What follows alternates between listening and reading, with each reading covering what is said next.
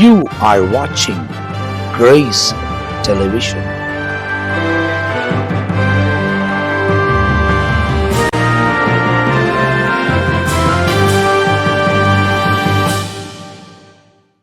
ஆண்டவரும் அருமை இரட்சகராக இயேசு கிறிஸ்துவின் நாமத்தினால் உங்கள் யாவருக்கும் என் அன்பின் வாழ்த்துக்களையும் ஸ்தோத்திரங்களையும் நான் தெரிவித்துக் கொள்கிறேன். தேவனுடைய பெரிதான கிருபையால் சுவிசேஷம் என்ற இன்னொரு பகுதியிலே நாங்கள் உங்களை சந்திப்பதிலே மிகுந்த மகிழ்ச்சி அடைகிறோம். இது ஒவ்வொரு பகுதியாய் உங்களுக்கு வழங்குவதற்கு தேவன் உதவி செய்கிறபடியால் தேவனை நாங்கள் துதிக்கிறோம், அவருடைய நாமத்தை மகிமைப்படுத்துகிறோம். தொடர்ச்சியாய் இந்த சுவிசேஷ புத்தகத்தின் சரித்திரத்தையும் சுவிசேஷ புத்தகத்தினுடைய சாராம்சங்களையும், இது எழுதப்பட்ட நோக்கங்கள், எந்த காலத்தில் எழுதப்பட்டது, எல்லாவற்றையும் இதுக்கு முன் போடப்பட்டிருக்கிற ஒவ்வொரு பகுதிகளிலும் தெளிவாய் தேவனுடைய ஊழியக்காரர்கள் நமக்கு பகிர்ந்து கொடுத்திருக்கிறார்கள். அதன் தொடர்ச்சியாய் போன எபிசோடில் நீங்கள் பார்க்கும்போது சுவிசேஷ புத்தகம் தொடங்கி மத்திய எழுதின சுவிசேஷம் 4ஆம் அதிகாரத்தில் இயேசு சாத்தானால சோதிக்கப்படுவதற்கு கொண்டு போகப்பட்டார். அவர் அந்த நாட்களிலே 40 நாட்கள் புசியாமலும் குடியாமலும் அவர் உபவாசம் பண்ணினார். அதுக்கு பிறகு 3 விதமான சோதனைகள் சாத்தானினால் அவருக்கு வைக்கப்படுகிறது. அது 3ஐயும் ஜெயித்த அவர் ஜெயித்த பிறகு கொஞ்ச நாளுக்கு சாத்தான் அவரை விட்டு விலகி இருந்தான். தேவ தூதர்கள் இறங்கி அவருக்கு ஊழியம் செய்தார்கள் என்பதாக வேதத்தில் ரொம்ப தெளிவாய் எழுதப்பட்டிருக்கிறது. போன எபிசோடில் அது வரைக்கும் நம்ம பார்த்துருக்குறோம். இந்த எபிசோடில் தேவனால் வல்லமையாக பயன்படுத்தப்படுகிற தேவனுடைய திருசபையை நடத்துகிற தேவனுடைய ஊழியக்காரர்கள் நம்மத்தில் இருக்கிறார்கள். தொடர்ச்சியாக இந்த வசனத்தை முதல் கொண்டு ஒவ்வொன்றாய் நாம் பார்க்க போகிறோம். இப்போ இந்த எபிசோடில் இந்த 11ஆம் வசனம், மத்திய எழுதின சுவிசேஷம் 4ஆம் அதிகாரம் 11ஆம் வசனம் முதல் கொண்டு அப்படியே ஒவ்வொரு காரியமாய் நாம் பார்த்து கொண்டு கடந்து போகிறோம். முதலாவது நம்ம மத்தியில் ரெவரன் மில்கிசேதக் அவர்கள் பகிர்ந்து கொண்ட பிறகு ஒவ்வொருத்தராக நம்ம மத்தியில் பேச போகிறாங்க. இப்போ நேரடியாக நம்முடைய அன்பு போதகர் முதலாவது ஆரம்பிப்பார். ஆண்டவராகிய இயேசு கிறிஸ்துவின் இனிதான நாமத்தினாலே அனைவரையும் வாழ்த்துகிறோம். மத்தேயுவின் புஸ்தகத்தின் சுவிசேஷ புஸ்தகத்தை நாம் தியானித்து வரும்படியாக கர்த்தர் நல்ல ஒரு கிருபையும் பாக்கியத்தையும் நமக்கு தந்து வருகிறார். அதற்காக கர்த்தருக்கே மகிமை உண்டாகட்டும். இங்கே 4ஆம் அதிகாரத்திலே நாம் தொடர்ச்சியாக இயேசு கிறிஸ்து 40 நாள் உபவாசம் இருந்ததும் பிற்பாடு அவர் ஆவியானவராலே வனாந்தரத்துக்கு கொண்டு போகப்பட்டு பிசாசினாலே சோதிக்கப்படுதலை குறித்து நாம் பார்த்தோம். இப்போ அந்த கடைசியாக இயேசுவை சாஷ்டாங்கமாக விழுந்து அவரை பணிந்து கொள்ள வேண்டும் என்று சொல்லி பிசாசானவன் ஒரு உயர்ந்த மலையின் மேலே அவரை கொண்டு போய் நிறுத்தி உலகத்தின் சகல ராஜ்யங்களையும் அவைகளுடைய மகிமையும் அவருக்கு காண்பித்து இயேசுகிட்ட கேட்கிறான், நீ சாஷ்டாங்கமாய் விழுந்து என்னை பணிந்து கொண்டால் இவைகள் எல்லாம் உனக்கு தருவேன் என்று சொன்னான்.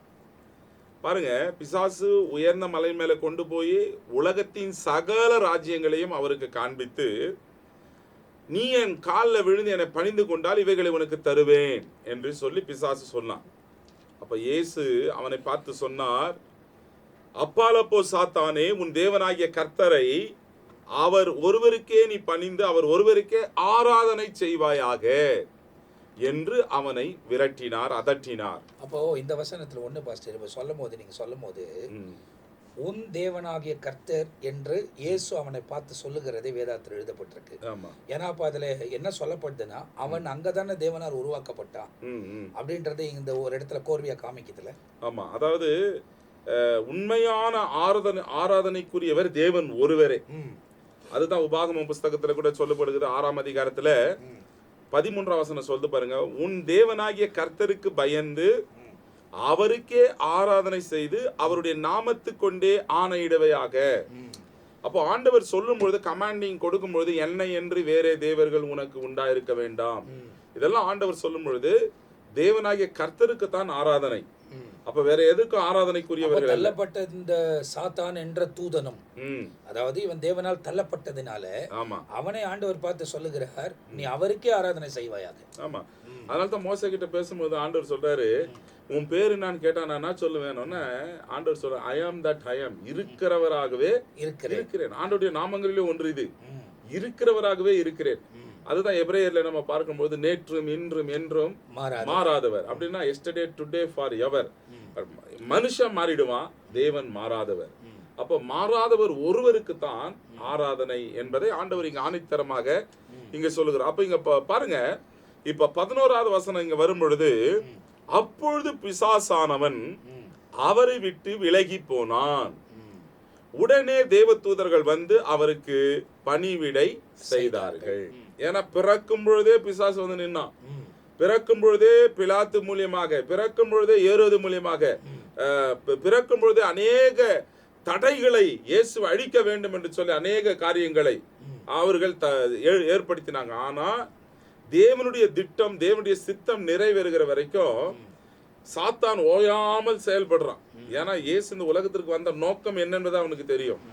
உலகத்தின் பாவங்களை நீக்கி ஜனங்களை ரட்சிக்கத்தான் இவர் வந்திருக்கிறார் என்பதை தெரிந்து அந்த தேவ திட்டத்தை அழிக்க வேண்டும் பார்க்கிறான். இப்ப இங்க வசனம் சொல்றது பாருங்க, இயேசு பிசாசை விரட்டினார், எதிர்த்து நின்றார். அப்பொழுது அவன் அவரை விட்டு விலகி போனானா, தற்காலிகமாக விலகி போனான்னு அர்த்தம். நம்ம யாக்கோபின் புஸ்தகத்துல 4ஆம் அதிகாரம் 7ஆம் வசனம் இவ்விதமாய் சொல்லுகிறது. The book of James chapter 4 verse 7ல, ஆகையால் தேவனுக்கு கீழ்ப்படிந்திருங்கள், பிசாசுக்கு எதிர்த்து நில்லுங்கள், அப்பொழுது அவன் உங்களை விட்டு ஓடி போவான். யார் ஒருவர் பிசாசை எதிர்த்து நின்று பேசுகிறார்களோ, யார் ஒருவர் பிசாசுக்கு எதிர்த்து நின்று வசனத்தின் மூலியமாக அவனுக்கு பதிலடி கொடுக்கிறார்களோ, நிச்சயமாக பிசாசு அவங்களோடு இருக்கவே முடியாது, நிச்சயமா ஓடி போவான். யார் பிசாசு கண்டு பயப்படுறாங்களோ அவங்க வந்து அவங்களை ஆளுகை செய்வான். அப்ப வேதம் சொல்லி எதிர்த்து நிற்க வேண்டும், பிசாசை விரட்ட வேண்டும். அப்ப இயேசு பிசாசை எதிர்த்து, இங்க நம்ம லூக்காவின் புஸ்தகம் 4ஆம் அதிகாரம் 13ஆம் வசனத்துல பார்க்கும் பொழுது, பிசாசானவன் சோதனை எல்லாம் முடித்த பின்பு, இங்க வசனம் அழகா சொல்லுது, சில காலம் அவரை விட்டு விலகி போனான். அதுதான் அந்த சில காலம் அவரை விட்டு விலகி போனான். ஆமா, அதாவது அந்த குறிப்பிட்ட நேரத்துல விலகி போகிறவன் திரும்ப அவரை பின்பற்றுகிறான். பின் நாட்களில மறுபடியும் நான் வருவேன் என்றது. இப்ப நான் போயிட்டேன், நான் பர்மனண்டா, ஆமா அப்படின்றது பர்மனண்டா போகல, மறுபடியும் நான் வருவேன் என்பது. அப்போ அவன் என்னன்றா, தோல்வியை அவன் ஒத்துக்கல, இந்த நேரத்துல போயிடுறேன், மறுபடியும் நான் வருவேன். இந்த மேட்ச் நான் தோத்துட்டேன், ஆமா அடுத்த மேட்சுக்கு வரல, ஆமா நான் உன்னை விடவே மாட்டேன்ற போல அவனுடைய ஒவ்வொரு செயல்பாடும் ஒரு சிறப்பான ஒரு விளைவுகளை அவனுக்கு பதிலடி கொடுக்கிறதை நாம் இங்கே பார்க்கிறோம். அப்போ பாருங்க, தோல்வியை ஒத்துக்கொள்ளாமல் ஆனாலும் இன்னொரு முறை ஒரு காரியத்தின் மூலியமாக, ஏதோ ஒரு வகையின் மூலியமாக அவரை சந்திக்க வேண்டும் என்கின்ற அவனுடைய நோக்கமாக இருக்கிறது.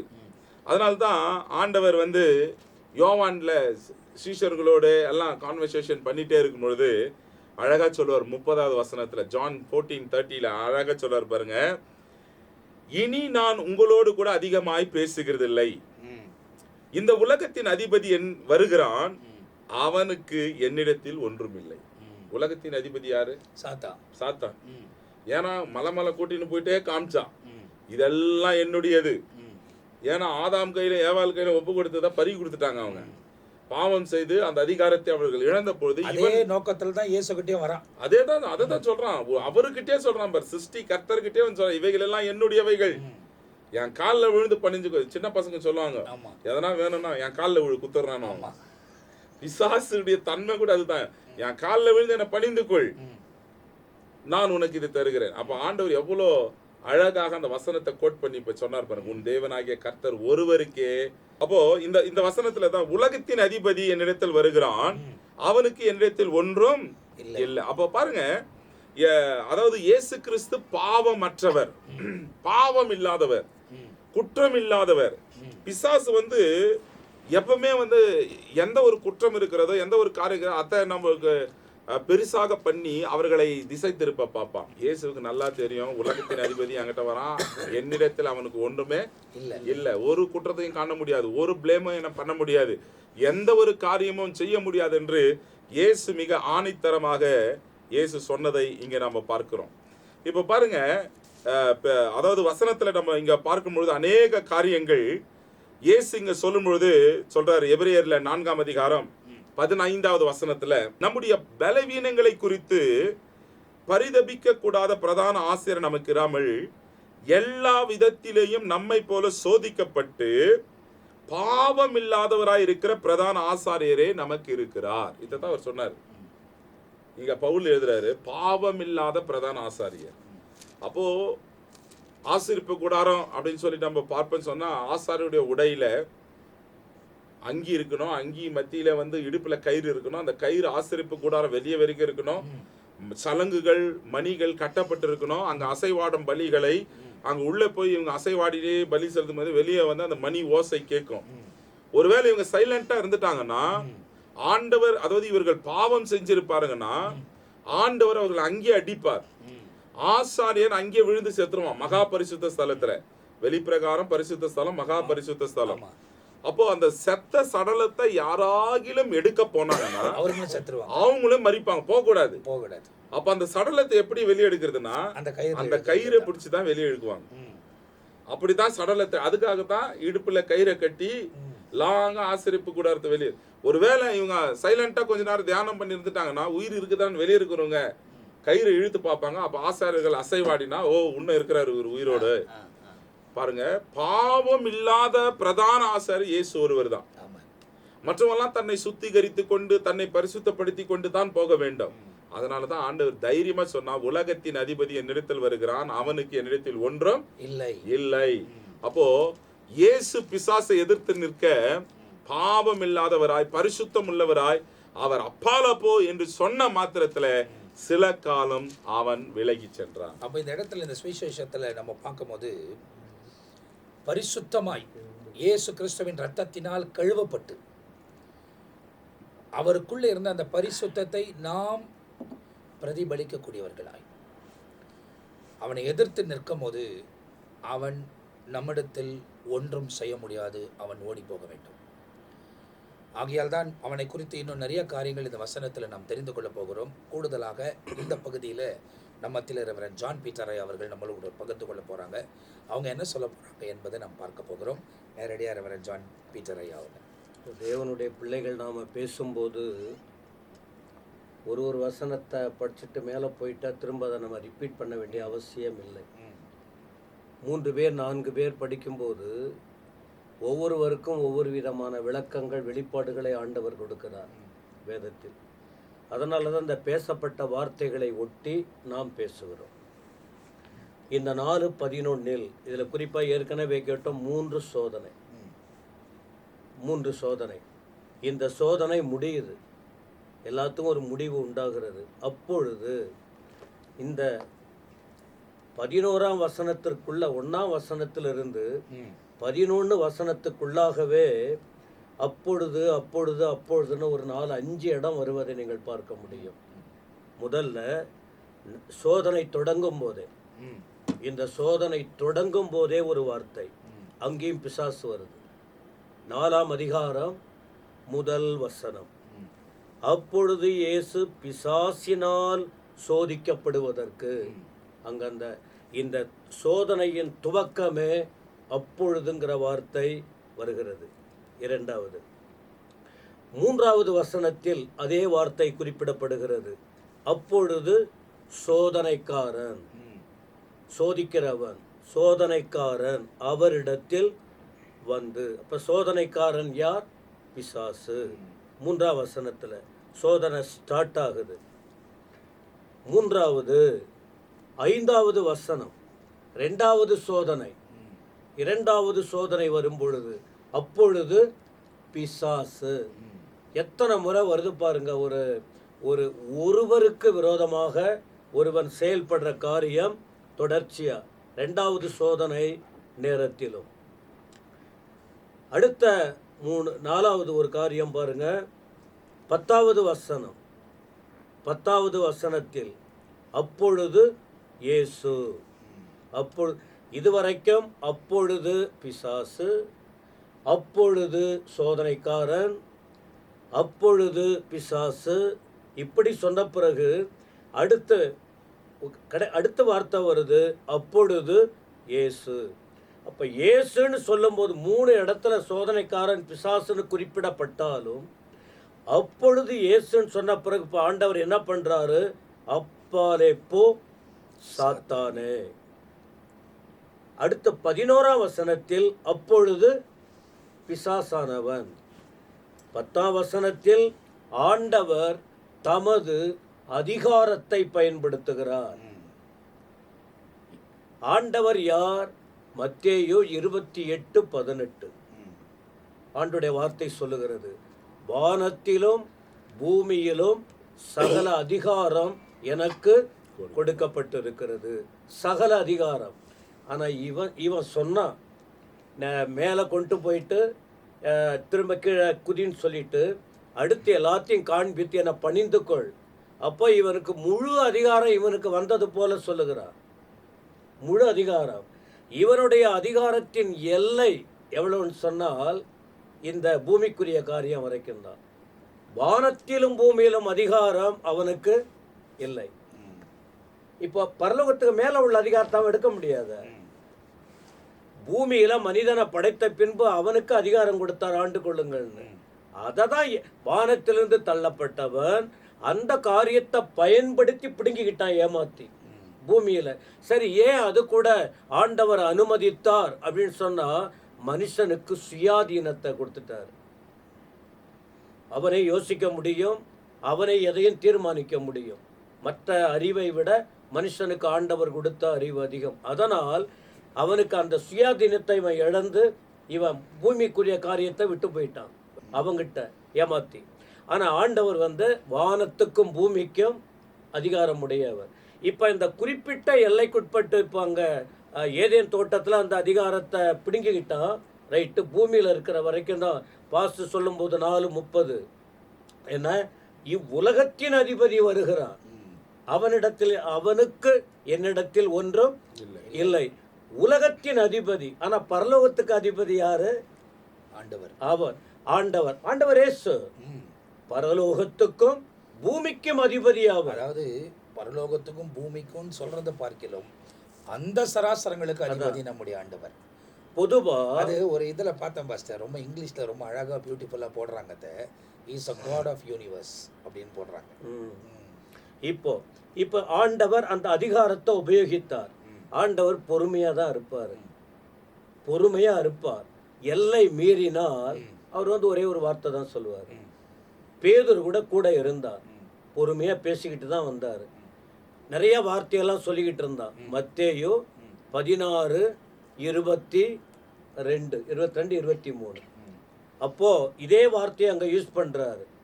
கூட சீசன் தான், அப்பாலே போ சாத்தானேன்னு சொல்றான். அந்த வார்த்தை அவன் கொண்டு வரும்போது அது பேதுருவால வரல, அவனை மறைத்து அவன் வெளிப்படுறான். அதான் நேரடியா என்கவுண்டர் பண்ணாம இப்போ மறைமுகமா என்கவுண்டர் பண்ணான். அங்க பேதுருகிட்ட ஆண்டவர் சொல்லும்போது, நீ தேவனுக்குரியதை சிந்தியாமல் மனுஷனுக்குரியதை, நீ எது முக்கியமோ அந்த சிந்தனை உனக்கு இல்லை. அப்ப இந்த சிந்தனையை தொடுறது யாரு? அவன். இப்ப தேவ திட்டத்துக்கு மாறாக, அப்ப எப்பவுமே ஆண்டவர் தெய்வீகம் பாதிக்கப்படும் போது, தேவ சித்தத்துக்கு மாறாய் செயல்படும் போது, தேவனுக்கு அவமானத்தை கொண்டு வர நினைக்கும் போது அவர் எதிர்த்து நிற்க ஆரம்பிச்சிருவார், சும்மா இருக்க மாட்டார்.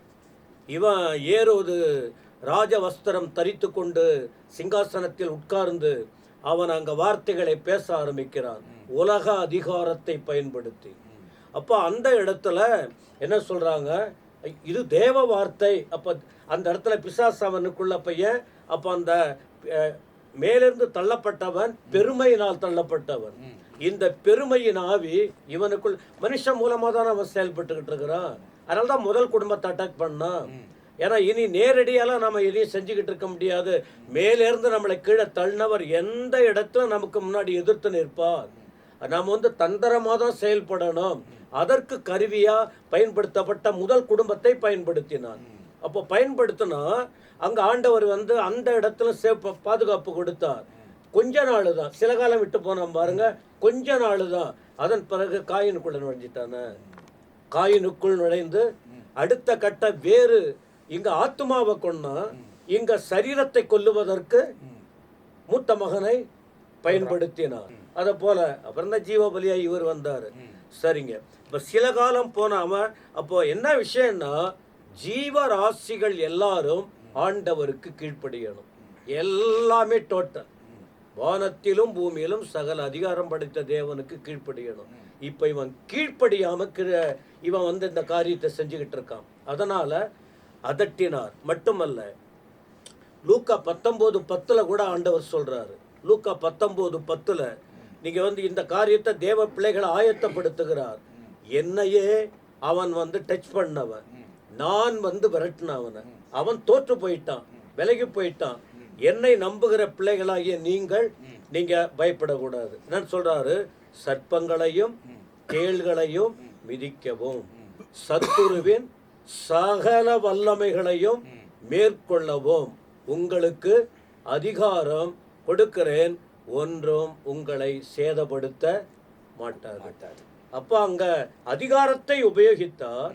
வானத்திலும் பூமியிலும் அதிகாரம் படைத்தவர் இவரை நம்பி வந்த தேவ பிள்ளைகளுக்கு சத்துரு திரும்ப அவன் மேற்கொள்ள வருவான்னு தெரியும். அதனால இப்போ என்ன சொல்லுகிறார்? நீ கவலைப்பட வேண்டிய அவசியமே இல்லை, சும்மா கொஞ்சம் இப்படி பண்ணுவா அப்படிங்கிற ஒரு காரியம். மார்க் 16:17 மார்க் 16:17 கூட ஆண்டவர் அந்த கடைசி நேரத்தில் சொல்லுகிறார், நீங்க சர்ப்பங்களையும் அதாவது என்னது சாவுக்கேதுவான யாதொன்றையும் குடித்தாலும் உங்களை அது சேதப்படுத்த மாட்டாது. அங்க சொல்லும் போது பிசாசுகளை துரத்துவீர்கள். இது எதுக்காக இந்த வார்த்தையை சொல்றாரு? சாத்தானின் சோதனை உங்களுக்கு உண்டு. என்னையே சோதித்தான், நான் வந்து வசனத்தால் ஜெயித்தேன். உங்களுக்கும் உங்கள் பலவீனத்தை பார்த்து சோதிக்க வருவான். எதிர்த்து நில்லுங்க, என்னோட இணைந்திருங்க, நீங்க வெற்றி பெற. அதாவது ஒரு விஷயம் பாஸ்டர், தனியா நின்று அவனை ஜெயிக்க முடியாது, அவரோடு இணைந்து நின்று எதிர்த்து நின்னா தான் ஓடி. ஆனா அவரு சொல்லிட்டாரு, உலகத்தின் முடிவு பரியந்தம் சகல நாட்களிலும் நான் உங்களுடனே கூட இருப்பேன்.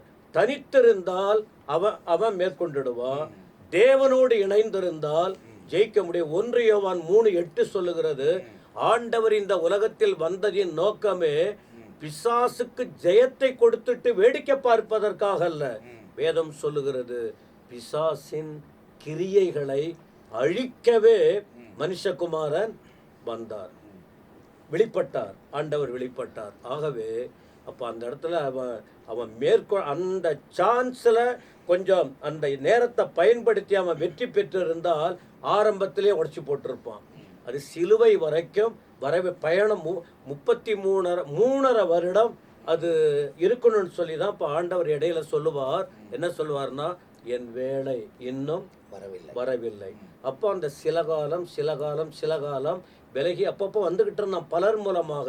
இன்னும் பாருங்க, கெத்சமனே தோட்டத்தில் கூட அவர் ஜெபம் பண்ணும்போது வேர்வை ரத்த வேர்வை அப்படியே வந்தது. 22ஆம் அதிகாரத்தில் 43ஆம் வசனம். இப்போ இந்த இடத்துல சாத்தானை விரட்டின பிறகு இப்போ இவருக்கு வந்து கொஞ்சம் பலவீனமாக இருக்காரு.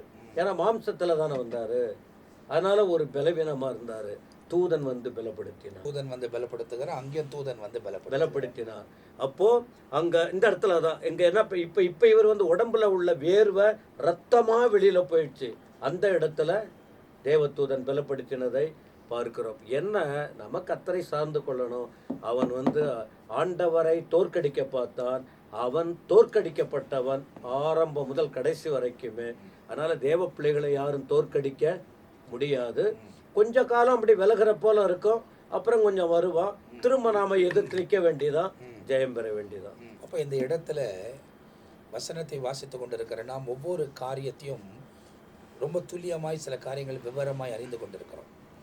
இப்போ 2 பேர் இந்த வசனங்களை குறித்து நம்ம மத்தியில் ஆவியானவருடைய உதவியோடு கூட நம்ம பேசியிருக்கிறாங்க. இப்போ இந்த எபிசோடின் முடிவில் நம்ம மத்தியில் ரெவரண்ட் ஜெயக்குமார் அவங்க இன்னும் துல்லியமாய் இந்த காரியங்கள் எல்லாம் பேசின காரியங்கள் எல்லாவற்றையும் வைத்து வேத வசனத்தை நம்ம மத்தியில் ரொம்ப தெளிவாக சொல்ல போகிறாங்க. அதனால் ரொம்ப சுவாரஸ்யமாக இருக்க போது, ஏன்னா இந்த காரியங்கள் எப்படி நடக்குது என்பதை நம்ம பார்க்க போகிறோம். நேரடியாக ரெவரண்ட் ஜெயக்குமார் அவர்கள் பேச போகிறார்கள். கர்த்தருடைய நாமம் மகிமைப்படுவதாக. உங்கள் யாவருக்கும் ஆண்டவராகிய இயேசு கிறிஸ்துவினுடைய இனியதான நாமத்தினாலே எங்களுடைய ஸ்தோத்திரத்தை நாங்கள் தெரிவித்துக் கொள்கிறோம். தொடர்ச்சியாக சுவிசேஷ புஸ்தகத்தில் இருந்து ஆண்டவராகிய இயேசு கிறிஸ்துனுடைய வாழ்க்கையுடைய காரியங்களை குறித்து நாம் தியானித்து வருகிறோம். அதிலே மத்தேயின் புத்தகம் 4ஆம் அதிகாரம் இந்த நேரத்தில் 11ஆம் வசனத்தை மையமாக கொண்டு நாம் தியானித்து கொண்டு வருகிறோம். அப்பொழுது பிசாசானவன் அவரை விட்டு விலகி போனான். ஒரு காரியம், அப்பொழுது பிசாசானவன் அவரை விட்டு விலகி போனான். ஒன்று. இரண்டாவது, இந்த 11ஆம் வசனத்துல உடனே தேவ தூதர்கள் வந்து அவருக்கு பணிவிடை செய்தார்கள். ரெண்டு காரியம் இருக்குது. பிசாசும் தூதன் தான், தேவ தூதர்களும் தூதர்கள் தான். வந்து தேவனால் அனுப்பப்பட்ட தூதர்கள். இதை நாம் தியானிப்பதற்கு உள்ளே ஒரு பெரிதான ஒரு சரித்திரத்தை உள்ளே அடங்கியிருக்கிறதை நம்மால் தெரிந்து கொள்ள முடிகிறது. காரணம், ஆதிக்காலம் என்று ஒன்று உண்டு.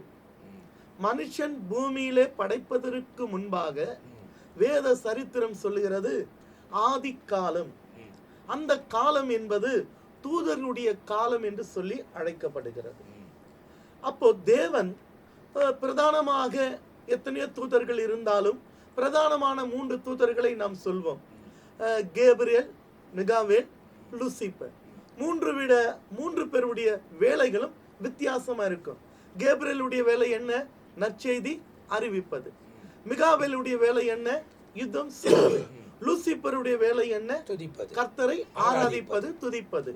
ஒவ்வொருடைய தூதனுடைய அண்டர்ல பல கோடி தூதர்கள் இருப்பார்கள். அதிலே ஒருவன், லூசிபர் என்ற ஒருவன் பரலோக ராஜ்யத்திலே வலது பக்கத்திலே ஆராதனை கூடாரத்தில் இருந்து உன்னதத்தில் இருக்கிற தேவனை தொழுது கொள்ள வேண்டும்.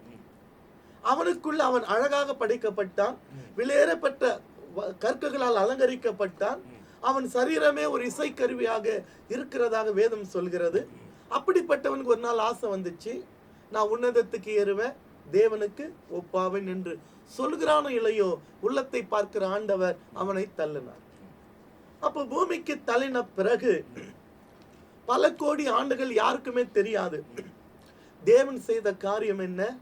தேவ தூதனை காட்டிலும் சற்று சிறியவனாக தேவன் படைக்கிறார். சாத்தான் தள்ளப்பட்ட உடனே அவன் பூமியில தான் வந்து விழுந்தான் என்பதுக்கு நமக்கு ஆதாரம் இல்லை. ஆனா ஏன்னா வெளிப்படுத்தின விசேஷத்துல பூமிக்கு வரல. அவன் வான மண்டலங்களிலே இருக்கிற சிங்காசனத்தை அமைத்துக் கொண்டு அங்கிருந்து பூமி ஆளுகை செய்கிறான். ஆதியாகம புஸ்தகத்துல தேவன் ஆதியிலே வானத்தையும் பூமியையும் உண்டாக்கினார் சொன்ன உடனே அடுத்த வசனமே சொல்லுது, பூமியானது வெறுமையும் ஒழுங்கினமாய் இருந்தது. ஆண்டவர் படைச்சது எதுவுமே ஒழுங்கினமையும் வெறுமையா இருக்க வாய்ப்பு இல்லை. அப்போ 1ஆம் வசனத்திற்கும் 2ஆம் வசனத்துக்கு இடைப்பட்ட காலத்துல அநேக காரியங்கள், இந்த சம்பவம் எல்லாம் நடந்திருக்கிறது. அப்போ கோபமாய் கீழே தள்ளப்பட்ட அந்த பிசாசானவன் பூமியை, தேவன் உண்டாக்கின பூமியை நாசப்படுத்தினான், அவன் நாசப்படுத்தினான். ஆனா அவன் வான மண்டலங்களில் அவனுடைய சிங்காசனம் உலகத்துக்குள் வந்து உலகத்தை அவன் ஒழுங்கினப்படுத்தி பூமியை ஒழுங்கினப்படுத்தி அவன் சிங்காசனத்தை வான மண்டலத்துல அமைத்துக் கொண்டான். மறுபடி அவன் பூமிக்கு தள்ளுகிறான். எப்பன்னு சொன்னாக்கா வெளிப்படுத்தின புத்தகம் 12ஆம் அதிகாரத்தில் இருக்கிறது. மெகாவேலுக்கும் அவனுக்கு ஒரு யுத்தம் நடக்கும் பொழுது அவன் பூமிக்கு தள்ளப்படுகிறான். அப்ப பூமியில் தான் அவன் வந்து ஆளுகை செய்ய 7 ஆண்டு அவனுக்கு கொடுக்கப்படுகிறது. அது தெளிவா 3 ஆண்டு, அதாவது அடுத்த 3 ஆண்டுல தான் அவன் வந்து கிரியை செய்யறான். முதல்ல அந்தி கிறிஸ்து வரா, அதுக்கப்புறமா அவன் பூமியில பூர்ணமா அவன் வான மண்டலத்திலே இல்லாத மாதிரி அவனை பூமிக்கு தள்ளிடுறாங்க. அது இறுதியில அவனை ஆக்கினி தீர்ப்பாடிய நரகத்துல தள்ளப்படுகிறான். இப்ப நான் சொல்ற அந்த நோக்கம் வந்து, அந்த தூதன், தள்ளப்பட்ட தூதன் வான மண்டலத்தின் சிங்காசனத்தை அமைத்து அவன் ஆளுகை செய்கிறான். ஆனால் ஆண்டவர் தன்னை தொழுது கொள்ள முடியாது. தேவனுடைய திட்டத்துல இன்னொரு திட்டம் என்னன்னாக்கா, தூதன் விழுந்த பிறகு, விழிச்சி அடைந்த பிறகு தேவன் செய்த காரியம் என்ன? தேவ தூதனை காட்டிலும் சற்று சிறியவனாக மனுஷனை படைத்தார். தேவ தூதனை காட்டிலும் சற்று சிறியவனாக மனுஷனை படைத்தார். மனுஷன் எதற்காக படைக்கப்பட்டான்? தேவனை தொழுது கொள்ளும்படியாய். அப்ப தேவனை தொழுது கொள்ளும்படியாய் தேவ தூதனை காட்டிலும் சற்று சிறியவனாக மனுஷனை படைத்தது நிமித்தமாக ஏற்கனவே தள்ளப்பட்டவனுக்கு ஒரு கோபம் இருக்கிறது. ஏன்னா கர்த்தர் அவனோடு பேசுவார். தேவனை தொழுது கொள்வது என்பது ஒரு மேன்மைக்குரிய காரியம், கனத்துக்குரிய காரியம். அதற்காகத்தான் அவன் எப்படி படைக்கப்பட்டான்னு எசேக்கியேல் தீர்க்கதரிசன புத்தகத்துல நமக்கு சொல்றாங்க. அது நன்றாக தெரியும். இப்போ அவனுக்கு இருந்த அந்த கிருபைகளை தேவன் அவனை விட மனுஷனுக்கு தந்தார், மனுஷனை சிருஷ்டித்தார். அது ஆதியாக மனுஷனை சொல்றாரு, இவன் என் துதியை சொல்லி வருவான். வசனம் தெளிவா சொல்லுது. அந்த மனுஷனுக்கு கொடுத்ததுனால அவனுக்கு மனுஷன் மேல ஒரு கோபம் இருக்குது. கண்டிப்பா பழி வாங்கணும், தேவனை பழி வாங்க நேரடி அவனால் முடியாது.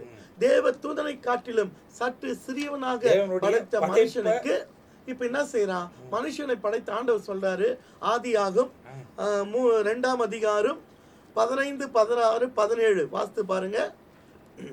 தேவனாகிய கர்த்தர் மனுஷனை ஏதேன் தோட்டத்தில் அழைத்து கொண்டு வந்து அதை பண்படுத்தவும் காக்கவும் வைத்தார். தேவனாகிய கர்த்தர் மனுஷனை நோக்கி, நீ தோட்டத்தில் உள்ள சகல விருட்சத்தின் கனியை புசிக்கவே புசிக்கலாம், ஆனாலும் நன்மை தீமை அறியத்தக்கதாக விருட்சத்தின் கனி புசிக்க வேண்டாம், அதை புசிக்க நாளிலே நீ சாகவே சாவா என்று கட்டளையிட்டார். அப்போ தேவன் படைக்கப்பட்ட மனுஷனுக்கு ஒரு பிரமாணத்தை கொடுத்தார், இந்த கனியை புசிக்க நாளில நீ என்ன ஆயிடுவ? சாவாய். ஆனா 3ஆம் அதிகாரத்துல பார்க்கிறோம், 3ஆம் அதிகாரம் 2ஆம் வசனத்துல ஸ்ரீ சர்வத்தை பார்த்து, நாங்கள் தோட்டத்தில் விருட்சத்தின் கனிகளை புசிக்கலாம், ஆனாலும் தோட்டத்தின் நடுவில் இருக்கிற விருட்சத்தின் கனியை குறித்து தேவன் நீங்கள் சாகாதபடிக்கு இதை புசிக்கவும் அதை தொடவும் வேண்டாம் என்று சொன்னார் என்றால், அப்பொழுது சர்வம் ஸ்ரீயை நோக்கி, நீங்கள் சாகவே சாவது இல்லை. தேவனுடைய பிரமாணத்தை மாற்றுகிறான், பொய் சொல்றான். ஆண்ட பிரமாணத்தை மாற்றுகிறான். நல்ல கவனிங்க, கிறிஸ்துவத்தின் உள்ள பிள்ளைகள், இயேசுவை இரட்சகராய் ஏற்றுக்கொண்டவர்கள், பிரமாணத்தை சத்தியத்தை மாற்றுகிறவர்கள் சாத்தானுடைய ஆளுகைக்குட்பட்டவர்கள். என தெளிவா ஆண்டவர், நீ சாகவே சாவாய், கனியை புசிக்க நாளிலே நீ சாகவே சாவாய் என்று சொன்னார். இதில் நாம் தெரிஞ்சுக்கணும், கள்ள உபதேசங்கள், கள்ள தீர்க்க தரிசனங்கள், கள்ள போதனைகள் இப்ப நம்முடைய நாட்களில் இல்ல, ஆதாம் ஏவாள் காலத்திலே தொடங்கப்பட்டுச்சு. அதிபதி. நீங்க சாகவே சாவதில்லை. கூடவே கூட்டி சொல்றான் பாருங்க, அப்பொழுது நீங்கள் இதை புசிக்க நாளிலே உங்கள் கண்கள் திறக்கப்படும் என்றும் நீங்கள் நன்மை தீமை அறிந்து தேவர்களைப் போல இருப்பீர்கள் என்றும் தேவன் அறிவார் என்றார். தேவர்களைப் போல இருப்பீர்கள் என்று தேவன் அறிவார் என்றார். அப்போ தேவர்களைப் போல இருப்பீர்கள் தேவன் அறிவார்னா இவனுக்கு தான் தெரியும். ஏன்னா இவன் ஆசை என்ன? நான் தேவனா மாறிடணும், எல்லாரும் என்ன ஆராதிக்கணும். இப்போ இதை ஏன் இந்த இடத்துக்கு கொண்டு வரேன்னாக்கா, இப்போ ஆண்டவராகிய இப்போ மனுஷனை உலகத்தின் ஆசை காட்டி நீங்கள் தேவனை போல மாறுவீர்கள், இந்த கனியை புசிக்க நாளிலே நீங்கள் சாவதில்லை என்று துருபதேசத்தை சொல்லி, நீ தேவனை போய் மாறுதே தேவனர் என்று சொல்லி கனியை புசிக்க வைக்கிறான் என்று இந்த 3ஆம் அதிகாரத்தை வாசித்து பார்த்தா தெளிவாக தெரியுது. இப்போ அவனுக்கு என்ன? உலகத்தின் ஆசை காட்டி தேவனை தொழுது கொள்ள வேண்டிய மனுஷனை விழ செய்தான் என்பதற்கு ஆதியாகும் 2ஆம் அதிகாரமும் 3ஆம் அதிகாரமும் நமக்கு அஸ்திபாரமா இருக்குது. இப்போ ஆண்டவர் பிதாவினுடைய திட்டம் என்ன? இப்ப இந்த விழ செய்யப்பட்ட மனுஷனில் இருந்து கிறிஸ்து இயேசுவின் மூலமாக ஒரு கூட்டத்தை ஜனங்களை ரட்சித்து மீட்பின் திட்டத்தை கொண்டு வந்து இயேசு கிறிஸ்துவின் மூலமாய் அவர் நாமத்தின் மூலமாய் பிதாவாகிய தேவனை தொழுது கொள்ளணும். ஆகையால் தான் கிறிஸ்து இயேசுவை பிதாவாகிய தேவன் இந்த உலகத்தின் மக்களை ரட்சிக்கும்படியாய், பாவத்திலிருந்து விடுதலையாக்கும்படியாக, அவங்களுடைய பாவ நிவர்த்திக்காக கிறிஸ்து இயேசு ரத்தம் சிந்த வேண்டும் என்பதற்காக அனுப்பி வைக்கிறார். அப்ப கிறிஸ்துவின் மூலமாக ஒரு கூட்ட ஜனங்கள், மீட்கப்படுகிற ஜனங்களை கர்த்தர் அனுதினமும் எங்க சேர்த்தாரு? திருசபையில் சேர்த்தார். காரணம் என்ன? அங்கு நாம் கர்த்தரை தொழுது கொள்ளணும், கர்த்தரை ஆராதிக்கணும். அதற்கு அஸ்திபாரம் யாரு? ஆண்டவராகிய இயேசு. அதனால அவன் என்ன செய்யறான்? ஆதாம் ஏவாளை விழ செய்தவன் கிறிஸ்து இயேசுவை அவர் மூலமாய் பிதாவின் திட்டம் தடை செய்யும்படியாய் உலகத்தின் ஆசைகளை கொண்டு வருகிறார். இங்க ரெண்டு விஷயம் பாஸ்டர். ஆதாம் ஏவாளும் தேவனால் டைரக்டா உருவாக்கப்பட்டவங்க. இயேசு கிறிஸ்துவும் பரிசுத்த ஆவினால உண்டாக்கப்பட்ட உண்மைதாங்க. அப்ப ரெண்டு இடத்துல சாத்தான் சோதனையை கொண்டு வரான். இப்போ உலகத்தின் ஆசை காட்டி இயேசுக்கு என்ன சொல்றான் பாருங்க. மத்தேயின் புத்தகம் 4ஆம் அதிகாரம் 8ஆம் வசனம். மறுபடியும் பிசாசு அவரை மிகவும் உயர்ந்த மலையில் கொண்டு போய் உலகத்தின் சகல ராஜ்யங்களை அவைகளின் மகிமை அவருக்கு காண்பித்து, நீ சாஸ்தாங்கமாய் விழுந்து என்னை பணிந்து கொண்டால் இவையெல்லாம் உமக்கு தருவேன் என்று சொன்னான். உலகத்தின் ஆசை காட்டி ஏமாற்ற பார்க்கிறான். ஏன்னா அங்க ஆதாம் ஏவாளையும் உலகத்தின் நீங்க தேவரை போல மாறுவீர்கள், இதை நீங்க சாப்பிடும் பொழுது சாக மாட்டேன்னு சொல்லி விழந்துட்டாங்க.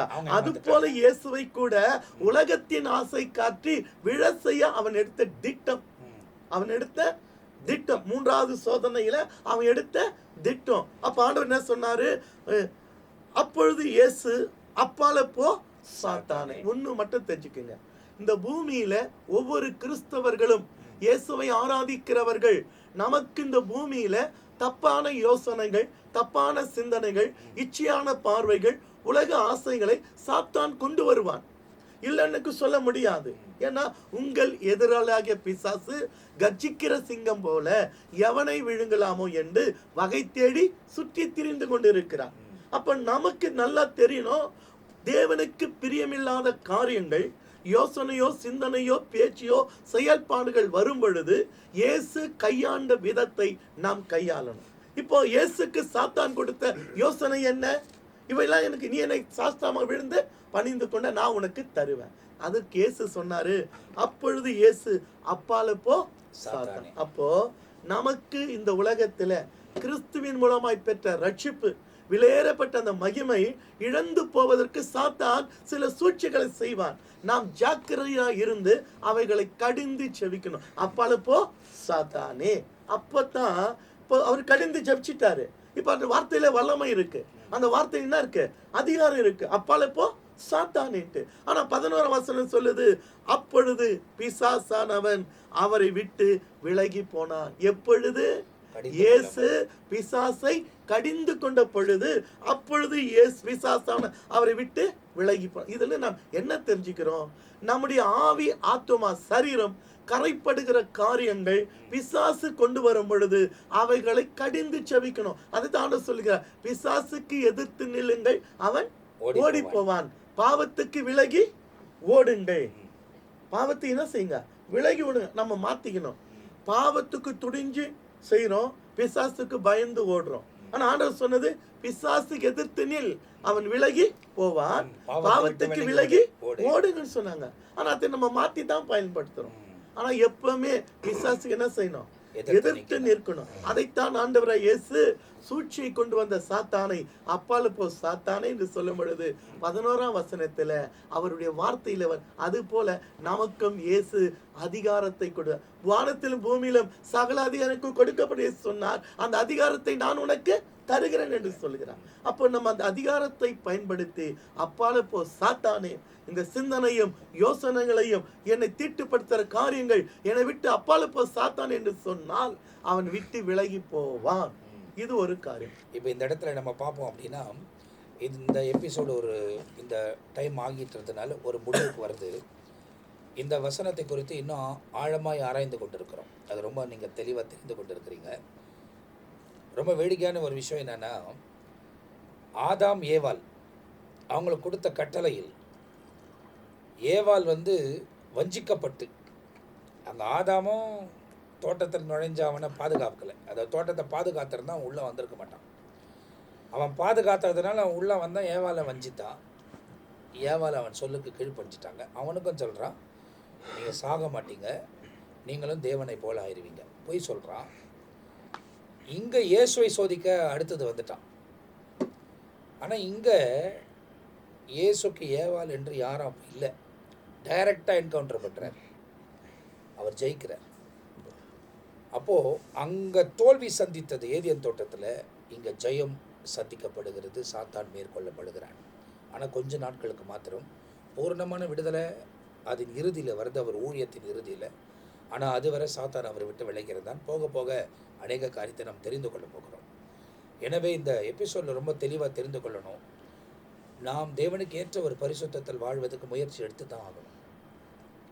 நீதியாக வாழணும், பரிசுத்தமாக வாழணும், உண்மையாக வாழணும். உலகம் பயங்கரமான இருளுக்குள்ளே போயிருக்கிறது.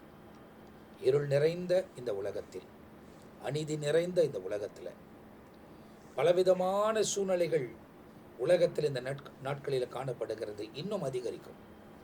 நாம் தேவனுக்கு ஏற்ற நீதியில் நோவாவை போல, லோத்தை போல, தேவனுடைய வார்த்தைக்கு செவி கொடுத்து நடந்தவர்கள் போல நாம் நம்மை பாதுகாத்துக் கொள்வோமானால் நிச்சயமாய் தேவனோடு கூட நிலைத்திருப்பதுக்கு தேவன் இரக்கம் பாராட்டுவார். இன்னும் அநேக காரியங்களை கற்றுக்கொள்ள போகிறோம். அடுத்த எபிசோடில் பார்க்க போகிறோம். அடுத்த எபிசோடு ஆரம்பத்தில் பாஸ்டர் ஜெயக்குமார் அவங்க தான் நம்ம மத்தியில் பேச போகிறாங்க. அதன் தொடர்ச்சியாக நம்ம பார்க்க போகிறோம். ஆண்டவர் தம்முடைய இரக்கங்களை நம்முடைய வாழ்க்கையில் விளங்க பண்ணுவார். எனவே வேதத்தை ஆராயுங்கள், வேதத்தை தெளிவாய் படியுங்கள், இன்னும் ஆழமான வசனங்களை அறிந்து கொள்ளுங்கள், வசனத்தை உங்களை பாதுகாத்துக் கொள்ளுங்கள். தேவன் பெரிய காரியங்களை செய்வார். அடுத்த எபிசோடில் உங்களை சந்திக்கிற வரை நாங்கள் எல்லாரும் உங்ககிட்ட இருந்து விடைபெறுகிறோம். கர்த்தர் உங்களை ஆசீர்வதிப்பாராக. ஆமென், ஆமென்.